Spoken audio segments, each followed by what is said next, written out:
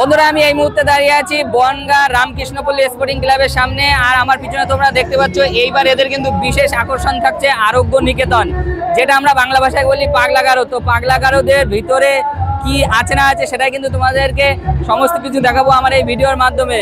ভেতরে কেমন করে থিমটা করেছে সেটাই দেখাবো। বনগাঁ রামকৃষ্ণপল্লী স্পোর্টিং ক্লাবের এইবারের কালী পুজোর বিশেষ আকর্ষণ পাগলা গারো, যেটা হচ্ছে আরোগ্য নিকেতন। তো চলো এখন ভেতরে যাবো, ভেতরে গিয়ে তোমাদেরকে সম্পূর্ণ ভিডিও দেখাবো। চলো, এই মুহূর্তে আমি প্রবেশ করছি রামকৃষ্ণপল্লী স্পোর্টিং ক্লাবের আরোগ্য নিকেতন। এবারে এদের বিশেষ আকর্ষণ থাকছে আরোগ্য নিকেতন। তো চলো এখন যাই, একটু ভেতরে গিয়ে দেখি।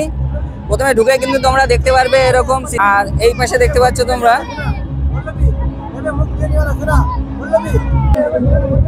এখানে কিন্তু পাগলা গারোদের যে আছে।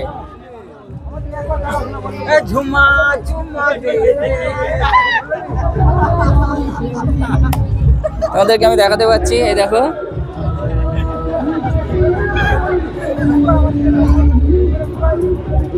সবাই কিন্তু খুব সুন্দর সেজেছে। আর ইনি যে পল্লবীকে খুঁজে বেড়াচ্ছে, এই হচ্ছে ব্যাপার। এই দেখো বুকে নাম লিখে নিয়েছে, পল্লবীর নাম। এই হচ্ছে মানসিক ভারসাম্যহীন। এই দেখো, দেখেছো কি খেতে চাচ্ছে দেখো। আর এখানে কিন্তু ডক্টর রুমও আছে। তো মোটামুটি ভালোই কিন্তু করেছে। ঢুকে তোমরা দেখতে পারবে কিন্তু এরকম গণেশের মূর্তি দেওয়া আছে। আর ঠিক এইরকম পাগলা গারোতে যেরকম সিস্টেম থাকে ঠিক সেই রকমই কিন্তু এখানে সম্পূর্ণ করা আছে। আর ইনি পল্লবীকে খুঁজে বেড়াচ্ছে।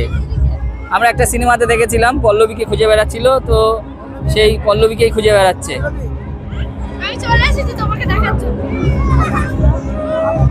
হয়তো পল্লবীকে পেয়েও গেছে। তো যাই হোক,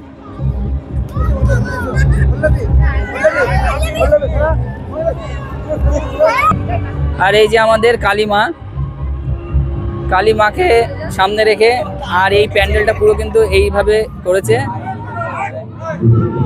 তোমরা এখানে আসতে চাইলে কিভাবে আসবে তোমাদের একবার আমি ঠিকানাটা বলে দিই। বনগাঁ হসপিটাল যেটা আছে, বনগাঁ হসপিটাল কালীবাড়ি রোড, সেই কালীবাড়ি রোডের সামনে দিয়ে চলে আসবে।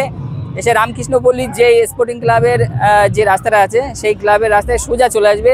চলে এসে কিন্তু রামকৃষ্ণপল্লী স্পোর্টিং ক্লাবের মাঠ আছে, ঠিক সেই মাঠের মধ্যেই কিন্তু করেছে এই আরোগ্য নিকেতন, যেটা মানসিক ভারসাম্যহীন আরোগ্য নিকেতন। তো তোমরা আসো, এসে কিন্তু এইখানে এত সুন্দর একটা থিম করেছে। তোমরা অবশ্যই আসো, এসে কিন্তু দেখে যাও। আশা করি তোমাদের ভালোই লাগবে।